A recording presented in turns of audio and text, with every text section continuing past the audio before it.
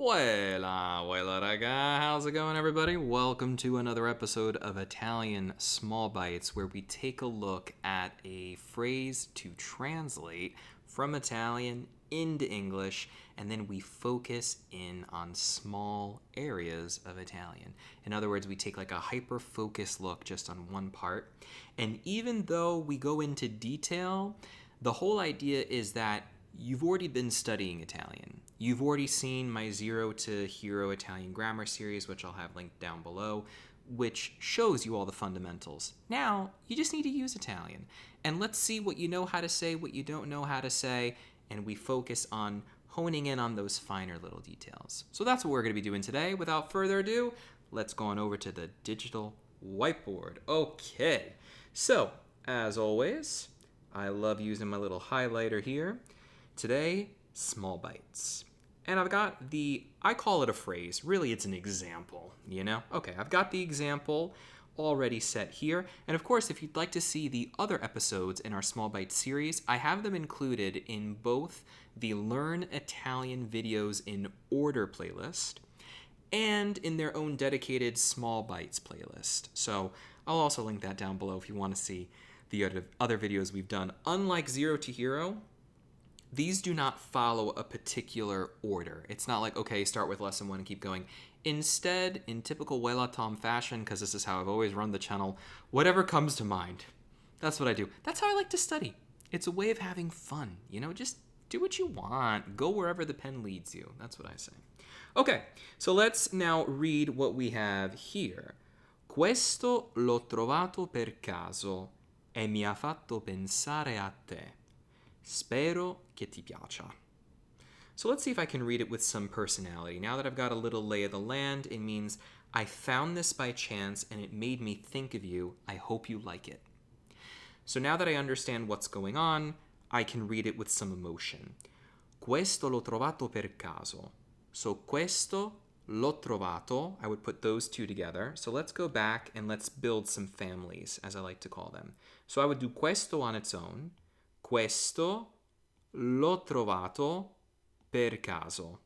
I'd start there. First, we do one word and then two groups of two. Questo l'ho trovato per caso. Questo l'ho trovato per caso. Questo l'ho trovato per caso. And then it turns into, let me back up for a second. Questo l'ho trovato per caso. And then it becomes a family of 4. So you begin first with small couplings. That's the word I like to use. Small couplings, and then you build and you build as you get the mouth muscles used to it. E mi ha fatto pensare a te. So let's see how we can do that one. I would do on its own. Mi ha fatto pensare. Yeah, mi ha fatto yeah, that should go together. Mi ha fatto pensare a te. Yeah, that's how I would couple it. So questo l'ho trovato per caso e mi ha fatto pensare a te. And then that a te, because fatto pensare a te. I don't like that break. I don't like that break. In Italian, we don't like that break. So once you get more comfortable with it, e mi ha fatto yeah, do the whole phrase. E mi ha fatto pensare a te.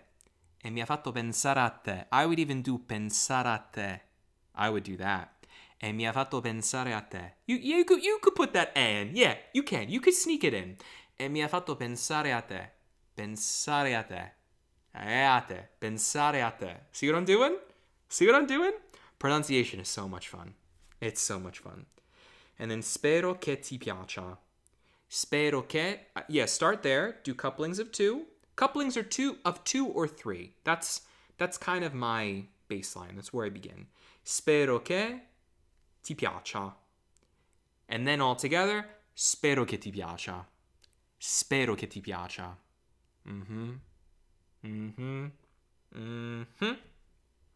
Okay, we got it. We did some pronunciation. Very nice. And now, let's break this down. So I'm going to begin first with questo l'ho trovato per caso. We'll do the whole first line. That works for me. So questo l'ho trovato per caso. A bit of a colloquial phrase. Questo l'ho trovato. Not necessary to word it quite that way. So questo l'ho trovato per caso. So why am I saying that? Okay. So we have, questo just means this. So this, I found it. This literally means I found it. Now, I could just say, I found this. Ho trovato questo. Or pointing to something, l'ho trovato per caso. You're holding this gift in your hand, and I'm saying, l'ho trovato per caso. I can choose. So you can either say, let's put it in a different color just to highlight what's going on. Okay. So you can either say, l'ho trovato, meaning I found it. L'ho trovato. You could say, ho trovato questo. Questo. Or questo ho trovato. You could do that. Questo ho trovato. But do I like that? Questo ho trovato per caso. Yeah. This I found by chance. We can say that in Italian. Ho trovato questo per caso. This is probably the cleanest. Like neutral, standard. You know what I'm saying? This is standard, yeah. Or l'ho trovato. Or l'ho trovato. So I would say this is number 1. This is number 2. Questo trovato, it's fine. I don't like it, so it's not going to get ranked. All right? Sorry. I just don't like it. It didn't do anything to me, I swear. Per caso, it's just luck of the draw, guys. Just luck of the draw. Per caso is how we say by chance. So if you ever want to say by chance, per caso. That's it. Start it, at the beginning of a sentence. Use it at the beginning. Per caso hai trovato questo in Italia? Take a look at that, right? Per caso hai trovato questo in Italia? Which means by chance. Did you find this in Italy? So see what we're doing here is taking what we covered at the top, questo l'ho trovato per caso, and being like, okay, let's treat this now like a word bank. Now that I know what this is, how can I reimagine it? How can I reuse and recycle what I just did? That is so useful for language learning. You don't just want to use and forget. We need to reuse. We need to commit stuff to memory to make it ours. Internalize it, right? Per caso hai trovato questo in Italia? Yeah, sure. I'm now using the to form of the verb avere, and now I'm adding something else in Italia, and I'm turning it into a question instead of a statement. Sure, but that's communicating. One word has multiple uses. It has legs, you know what I mean? It can go for a run. It can go for a walk. That's just the expression that came to me. Don't know why. It's got a lot of legs. Doesn't make any sense. But that's okay. If you understood, that's what matters. So questo l'ho trovato per caso. Now, why was I kind of leading in the beginning, talking about, it's a little colloquial, Because I'm saying, let's bring out the highlighter. I'm tired of underlining. I don't like underlining. I like highlighting. So this, I found it. But I'm including it for a reason. It is so pervasive in spoken Italian. Like, I'm not even kidding. Sometimes people can exaggerate, right? This is not an exaggeration. Italians speak this way all the time. They state something and then replace it immediately with an object pronoun. And shout out to that one student of mine that I had many, many years ago that told me this could be called a pleonasmo. A pleonasmo. So it's been a while since I looked up this word, pleonasmo. It just refers to like a redundancy. You're being overly redundant for no reason. I'll give you an example of a pleonasmo. Cosa ne pensi di questa foto? Okay. So cosa ne pensi di questa foto? Ne, I'll have linked down below in the description or video on ne.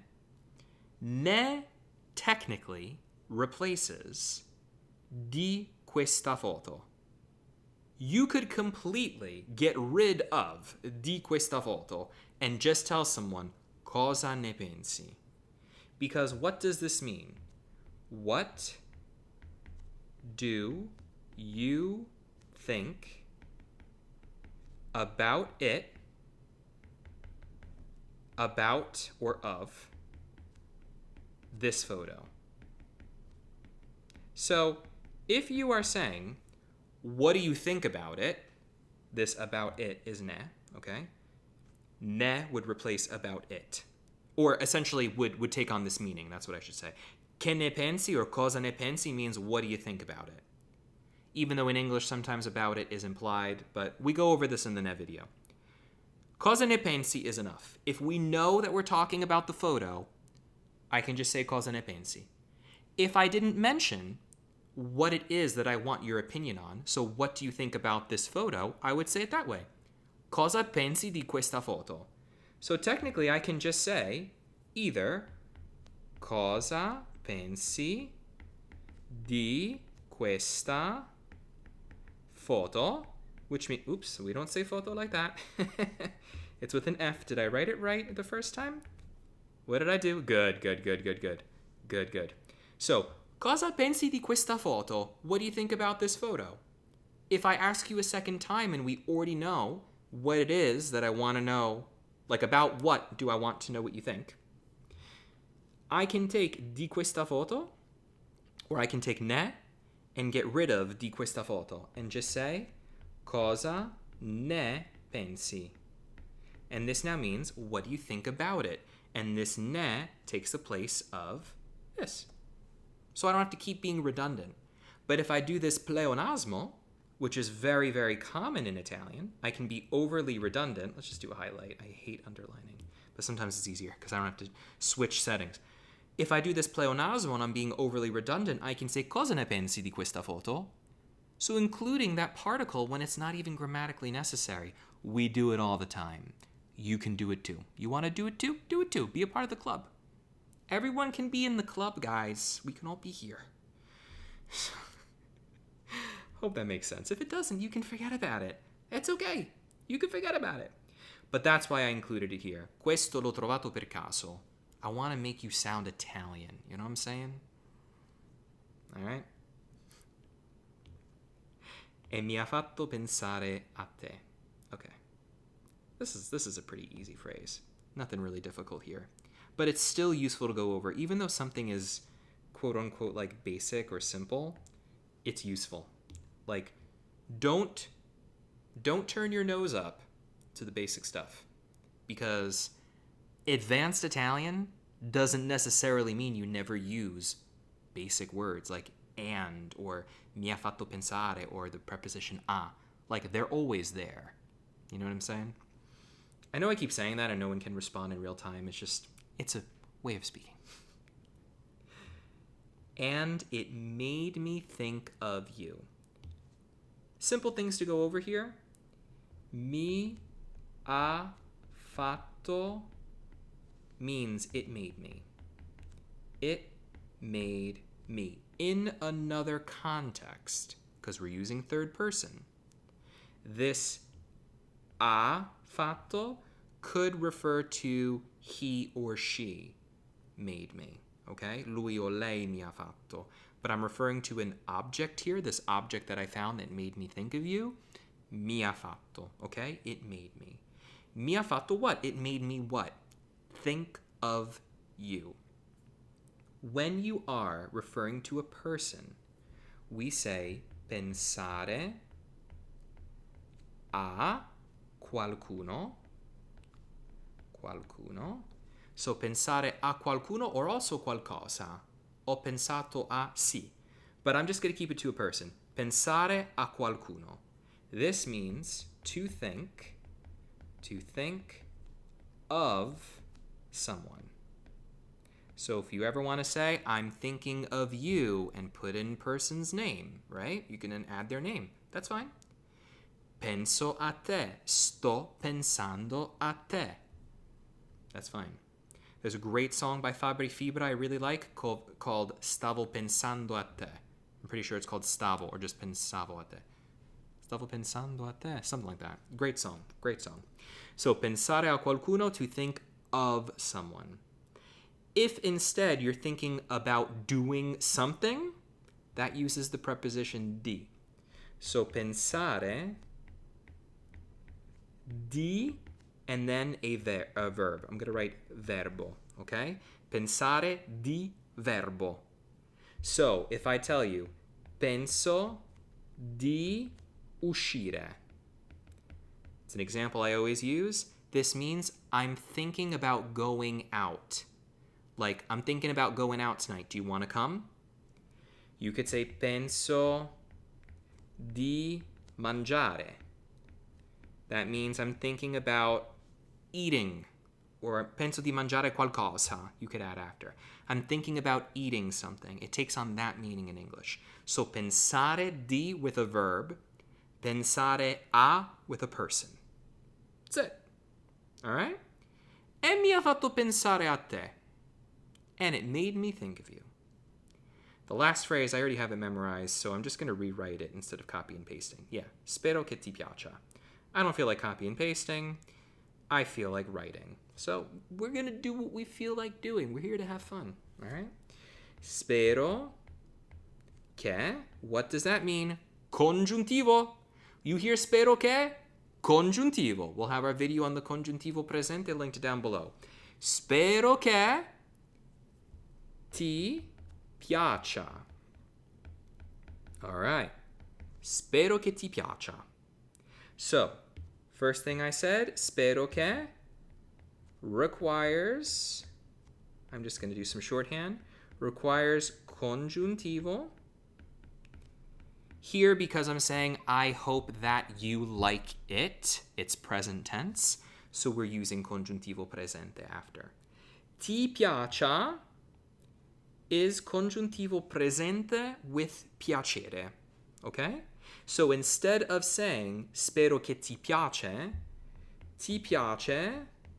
becomes ti piaccia in the congiuntivo presente. It is an irregular verb, so piace becomes piaccia. The whole conjugation is io piaccia. It's actually the same for io, tu, lui, lei, so just for the sake of time, I'm just gonna do it like this. So io, tu, lui, lei. So for io, tu, lui, lei, the form is piaccia. We love when we've got not too many things to memorize. It's wonderful. Noi, wonderful thing about the congiuntivo presente, the noi form is the same as the indicativo, as the standard indicative, standard present tense we always learn in the beginning. Noi piacciamo. That's cool. Voi piacciate? I never say that. Spero che voi piacete. No. Is it piacciate? Wow. Loro piacciono. I never use the voi form. I hope that you guys like this. Oh, I know why. Okay, that's the thing with the verb piacere, right? Voi piacciate does not mean I hope that you guys like it. It means that you guys are pleasing to someone else. That you guys are likable. That's why I never use it. When am I ever? I never say something like that. I'm like 99.99% sure it's piacciate, okay? If you want to double check, you can go double check. But piacciono and piaccia are the two forms you're going to use all the time. So spero che ti piaccia, spero che ti piacciano. That's with an A, bro. That's with an A. What are you doing? Spero che ti piacciano. Piacciono with an O. Piacciono, piacciano. That one vowel changes the whole mood from indicative to subjunctive or congiuntivo.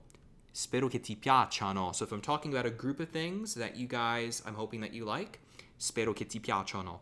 I just want to show you the past tense, just so you have it. Spero che ti sia piaciuto. The congiuntivo passato is just like the passato prossimo, The only difference is that your auxiliary verb goes in the congiuntivo presente form.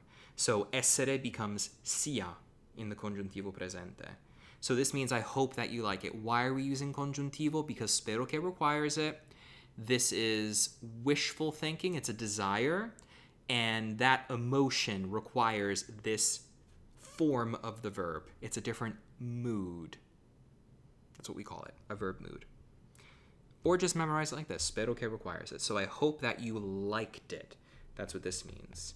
I hope that you liked it. Let's put a little exclamation point. Exclamation mark. Why not, right? Spero che ti sia piaciuto. All right. Wonderful.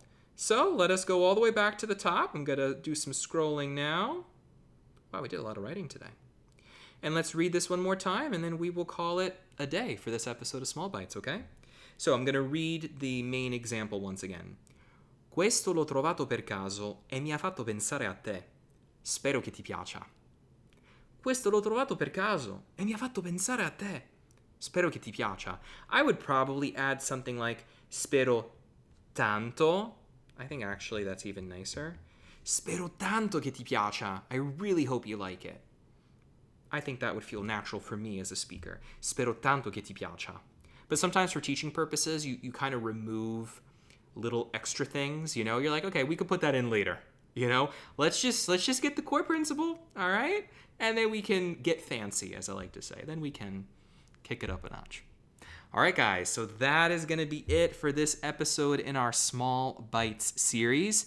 Spero che vi sia piaciuto. So before we were saying spero che ti sia piaciuto to one person, but I'm addressing a group of people, more than one person in this video. So spero che vi sia piaciuto. I hope that you, or you all, you guys, spero che vi sia piaciuto. I hope that you guys liked it. Always remember to spread the love, and noi ci vediamo alla prossima. Va bene, ragazzi? Ok. Ciao! Ciao!